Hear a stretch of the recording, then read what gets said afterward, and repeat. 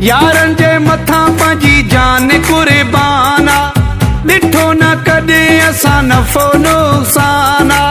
यारन जे मथा पंहिंजी जान कुर्बाना, ॾिठो न कॾहिं असां नफ़ो नुक़साना।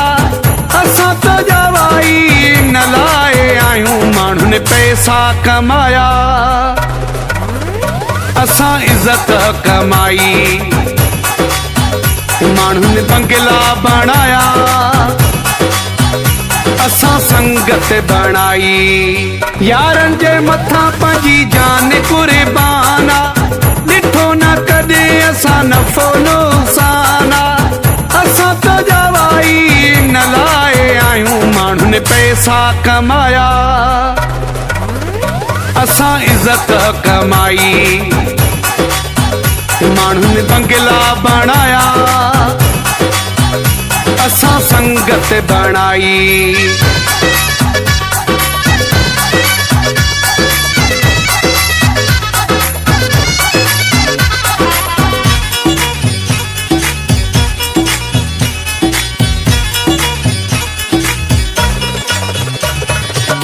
असां मौलाइन जी सबके ख़बर आ, इज़त कंदो पंहिंजी सारो शहर आ।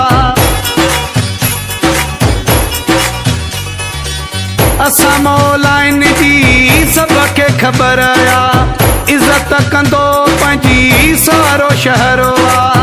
असां त जवाई न लाइ आहियूं माण्हुनि पैसा कमाया, असां इज़त कमाई माण्हुनि बंगला बणाया, असां संगत बणाई।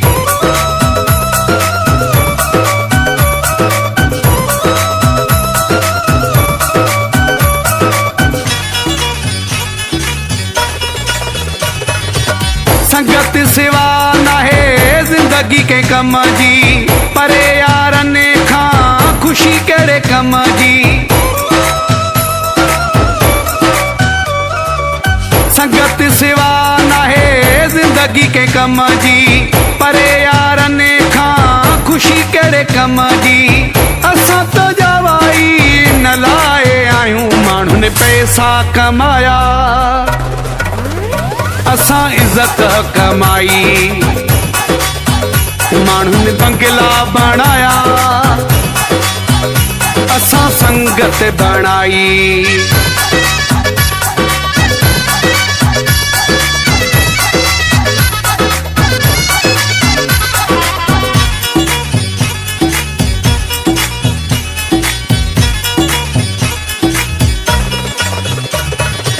शाहिद राहू जो चए अल्लाह जो शाना, मुंहुं जो कयो चई मथां माना। शाहिद राहू जो चए अल्लाह जो शाना, मुंहुं जो कयो चई मथां माना। असां त जवाई न लाइ आहियूं माण्हुनि पैसा कमाया, असां इज़त कमाई माण्हुनि बंगला बणाया, असां संगत बणाई। यारन जे मथा पंहिंजी जान कुर्बाना, ॾिठो न कॾहिं असां नफ़ो नुक़साना। असां त जवाई न लाइ आहियूं माण्हुनि पैसा कमाया, असां इज़त कमाई माण्हुनि बंगला बणाया, असां संगत बणाई।